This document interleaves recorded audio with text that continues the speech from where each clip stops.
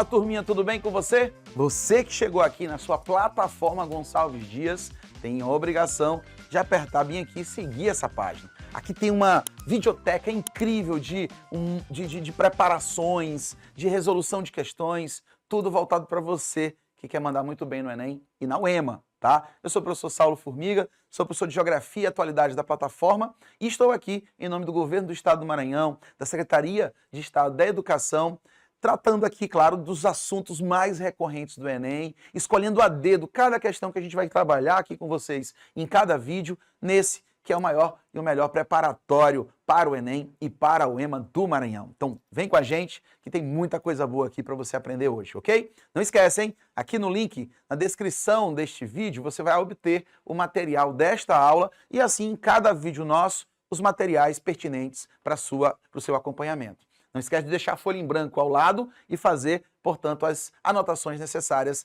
para aprofundar esses estudos daqui a um tempinho, tá bom? Vamos lá? Vamos começar para a primeira questão, ó. É a questão de número 39 do nosso material, que é do Enem PPL 2022. Gente, a imagem, evidentemente, não está tão nítida, mas dá para a gente perceber que é uma imagem de uma cidade, e de uma cidade grande. Como é que eu sei que é uma cidade grande? Por dois motivos. Primeiro, pela verticalização. O que é isso? Anota isso, hein? Verticalização da cidade. A cidade tem crescido para cima. Os prédios, os edifícios, significa que eu tenho moradias verticais, cada vez com mais andares, com mais pavimentos. E ter uma cidade vertical já mostra que existe uma pressão demográfica no ambiente. A construção vertical ela acaba sendo mais cara do que a horizontal. O primeiro crescimento que você vai ver nas cidades são os crescimentos horizontais. A cidade vai partir do centro, do núcleo urbano central, para as suas periferias. Só que você tem que concordar que se esse crescimento horizontal é muito acelerado, muito rápido, as periferias vão ficando cada vez mais distantes do centro. E aí, como o nosso crescimento urbano não é um crescimento ordenado, não é organizado com planejamento prévio, então ligar as partes mais distantes com as partes centrais se torna um desafio em tanto para a urbanização. Então, se eu tenho muitos prédios, significa que a pressão demográfica já é muito grande e, com isso, a especulação imobiliária já faz o seu papel. Olha só, um prédio como esse coloca aí centenas de famílias. Se eu fosse fazer com casas, olha o que ia dar, ó. Essa imagem borrada, cheia de pontinhos e linhas que você está vendo aqui embaixo na imagem, são casas de poucos pavimentos, 1, 2, no máximo 3 pavimentos, quando se tem, mas que são ocupações chamadas de ocupações irregulares. Tradicionalmente, isso aqui é uma comunidade ou, para alguns, uma favela. É uma ocupação irregular do solo urbano, ou seja, não há planejamento algum. São becos e vielas, às vezes largas, às vezes estreitas, escadarias, morros. Não há uma topografia pensada nessa ocupação. Então eu tenho aqui o contraste entre a estrutura urbana desejada e adequada e a estrutura urbana que deu para se fazer à medida que a construção, a ocupação foi ocorrendo. Tá? Então são dois mundos completamente diferentes. Na imagem está registrada a estratégia de atuação de um tipo de movimento social urbano. Percebam, ó, acampamento do movimento dos trabalhadores sem teto em São Bernardo do Campo. Ok? Então isso aqui é uma pressão social sobre o espaço urbano. O que eles querem? Direito à moradia. E vale ressaltar que é um direito constitucional, que por vezes o próprio Estado não garante, né? O governo federal não garante. E por isso há uma pressão social muito grande. Aí ele diz, ó, considerando-se os direitos constitucionais, essa estratégia ressalta a necessidade de adoção de medidas governamentais que promovam. Gente, se isso aqui é um acampamento, uma ocupação irregular ou para alguns de uma forma muito pejorativa, invasão, significa dizer que essas pessoas estão pressionando para ter suas próprias casas, para ter o seu local de moradia, que, diga-se de passagem, como a própria questão gosta de lembrar, é um direito constitucional. Então é preciso se pensar no planejamento urbano e também nas políticas habitacionais. Você que mora, por exemplo, num conjunto chamado Coab, aqui em São Luís, é bom lembrar que o nome original do conjunto não é Coab, é popular, é conjunto popular. Só que o nome Coab pegou, Ganhou aí as vias, o bom senso ou os hábitos culturais. Mas por que Coab? Por que boa parte das cidades Brasil afora tem sempre um bairro chamado Coab? Porque a Coab era a companhia de habitação. Era, na verdade, uma empresa pública que era responsável por organizar a política habitacional, para construir as casas próprias e fazer todo o processo de financiamento e tudo mais, que hoje é absorvido pela Caixa Econômica Federal. Só para você ter uma ideia. Então houve um rearranjo e a Coab deixou de existir um tempinho atrás. Então a Coab era a companhia de habitação que gerava, portanto, a política habitacional. Por isso que aqui em São Luís você tem Coab, Coafuma, Coajap, Coajoli, Coama, Coatrac, 1, 2, 3, 4, 5, e aí vai. Eram momentos na nossa história urbana de São Luís em que havia a expansão da cidade com projetos, com planejamentos.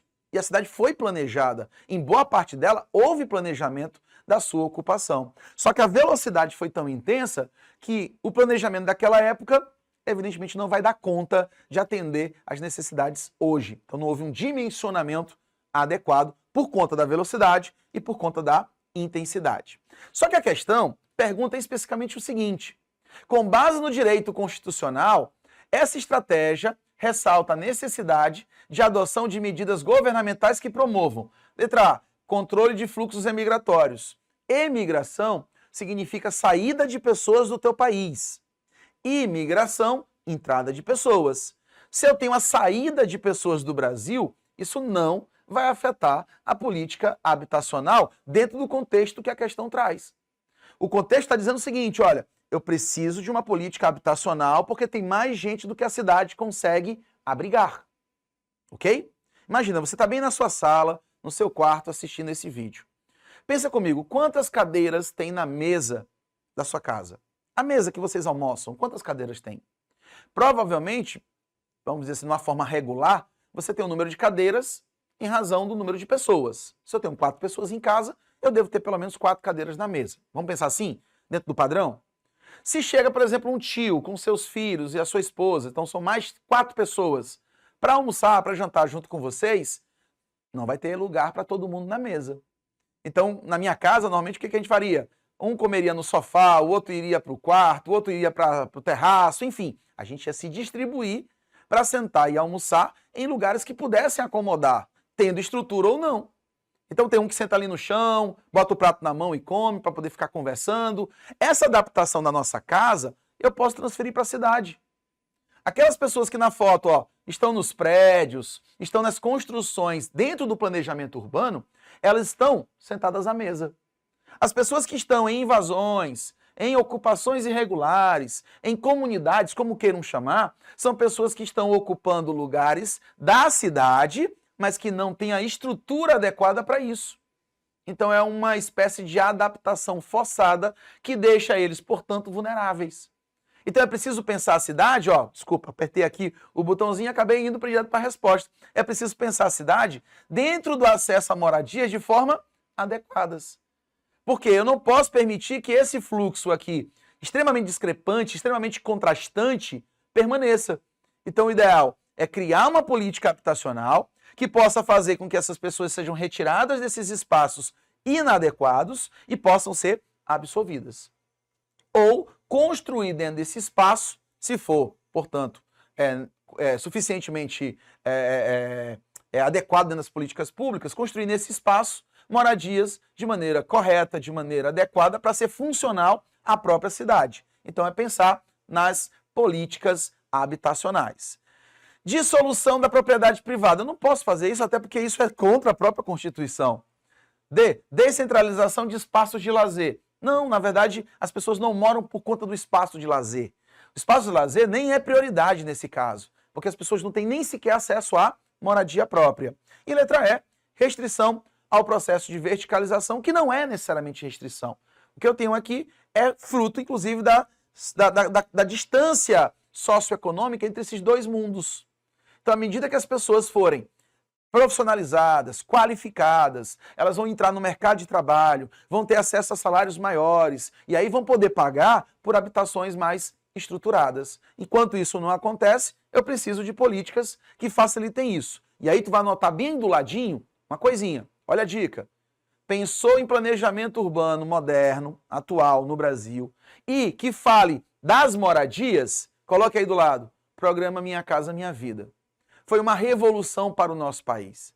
Por quê? Porque facilitou o acesso à casa própria, ao apartamento próprio, à moradia. Porque facilita o acesso, porque facilita o crédito, porque reduz os juros e também porque há uma amortização, uma redução da entrada. Então você dá uma entrada menor, o que favorece as pessoas vulneráveis, e você fica com uma prestação menor, uma parcela do imóvel menor, o que faz com que mais pessoas nas condições vulneráveis acabem também acessando essa política habitacional. Então, Minha Casa Minha Vida, sem dúvida, foi um ponto fora da curva nessa política urbana do Brasil e também na nossa cidade aqui, São Luís do Maranhão. Ok? Vamos para a próxima? Questão 40, Enem 2022. Olhar o Brasil e não ver o sertão é como negar o queijo com a faca na mão. Esse gigante em movimento, movido a tijolo e cimento, precisa de arroz com feijão. Que tenha comida na mesa, que agradeça sempre a grandeza de cada pedaço de pão. Agradeça a Clemente, que leva a semente em seu embornal, Zezé e o nosso penoso balé de pisar no cacau. Maria, que amanhece o dia lá no milharal. Vanderly, Brasil, pensei que fosse o céu. Uma música que toca um pouquinho da diversidade brasileira e fala, evidentemente, dos contrastes sociais. A letra da canção valoriza uma dimensão do espaço rural brasileiro em sua relação com a cidade, ao ressaltar sua função de. Então, ele quer a relação, valoriza o campo na relação com a cidade. Letra A, fornecer a mão de obra qualificada. O campo favorece, portanto, o fornecimento de mão de obra qualificada para a cidade? Negativo. A qualificação está onde há estrutura social de prestação de serviço, que é a cidade, não o campo. Onde é que eu tenho mais escolas? Onde é que eu tenho faculdades? Elas são concentradas no eixo urbano, não no eixo rural. Então, falso. Incorporar a inovação tecnológica. Na verdade, a inovação tecnológica parte da cidade, dos grandes laboratórios, dos grandes centros de pesquisas, da academia, da universidade, e depois é aplicada no campo. Preservar a diversidade biológica. Promover a produção alimentar. E letra E, garantir a moradia básica. Das três, qual aquela que evidencia o poder do campo? Pensa aí comigo. 3, 2. Se eu estou falando de evidenciar o poder do campo, automaticamente eu vou para a produção alimentar. Porque o papel do campo, de fato, é produzir. Aí tu vai lembrar da Constituição brasileira, que diz que a função da terra é simplesmente garantir a sua função social, de alimentar a pessoa, de alimentar as pessoas que fazem parte do nosso território. Então, quando ele evidencia lá na canção o campo, olha aqui, ó, deixa eu voltar para você ver, ó. Agradeça a Clemente que leva a semente em seu embornal. Zezé e o penoso balé de pisar no cacau. Maria que amanhece o dia lá no milharal. Olha só, ele está pedindo para você agradecer as pessoas que estão na labuta, no campo, produzindo aquilo que te alimenta.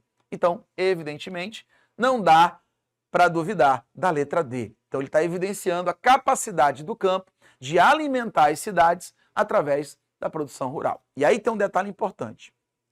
Quando a gente fala dessa produção rural, evidentemente que você tem uma tendência a acreditar que a cidade concentra tecnologia e o campo não. Olha só, hoje, na atualidade brasileira, o campo está tão mecanizado quanto a cidade. Hoje eu tenho drones, hoje eu tenho máquinas automatizadas que nem de motorista precisam. Elas já estão totalmente interligadas via internet, via rede, através de internet via satélite, através de zoneamento tecnológico, elas já fazem todo o trabalho que foram programadas para fazer com um toque. Eu tenho modificações genéticas, eu tenho os organismos geneticamente modificados, que são os OGMs, e tudo isso aumenta a capacidade de produção do campo de uma forma surreal. Só para você ter uma ideia, hoje a maior renda per capita do Maranhão não está em São Luís. São Luís tem uma renda per capita aproximadamente de quase 30 mil reais por pessoa. Por pessoa.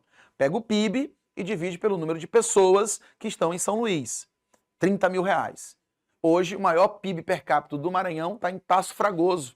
que é uma cidade ao sul do Maranhão, e aí um abraço aqui para todo o povo de Taço Fragoso, ali bem vizinha à minha querida Alto Parnaíba, ó, cidade do meu coração, cidade do meu pai. Um abraço para todos de Alto Parnaíba, e que aprendeu com balsas a produzir soja. Então a soja hoje é o carro-chefe da região e, evidentemente, colocou o Taço Fragoso no mapa da economia maranhense. Então hoje, Taço Fragoso tem uma média de renda per capita em torno de R$129 mil, só para ter uma ideia. 129 mil reais. Tá? Então veja, é 100 mil a mais do que São Luís por pessoa.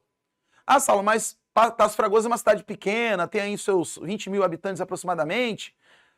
Tudo bem, mas o PIB leva em consideração, melhor, PIB per capita, ele leva em consideração a divisão proporcional à população. Então há uma produção de riqueza muito grande em Taço Fragoso, há uma produção de riqueza muito grande em Balsas, em Alto Parnaíba, só que isso não é distribuído. Por quê? Porque são trabalhos concentradores. A agricultura, o agronegócio produz muito e contribui para o PIB brasileiro, mas não gera cadeia de empregos. Ela emprega, perceba, não vai confundir, ela emprega. Só que ela não tem uma dinâmica de empregabilidade ampla para ser comparada com o setor de serviços, com o setor industrial. Então é preciso que a gente, além de produzir soja, a gente produza carne de soja, óleo de soja, entendeu? Ração. Mas para isso é preciso garantir que onde eu produzo a soja eu também tenha esse processo de beneficiamento. Que aí sim, Taço Fragoso vai transformar esses 129 mil em capital chegando à geração de emprego. Entende? Então a cidade é muito mais dinâmica e com isso ela consegue gerar muito mais acessibilidade à qualidade de vida, diferente do campo brasileiro. Tá? O campo, por enquanto, ainda está concentrado nessa produção alimentar, produção de matéria-prima ou simplesmente de commodities, como nós chamamos hoje. Ok? Eu fico por aqui, um grande abraço e até a próxima.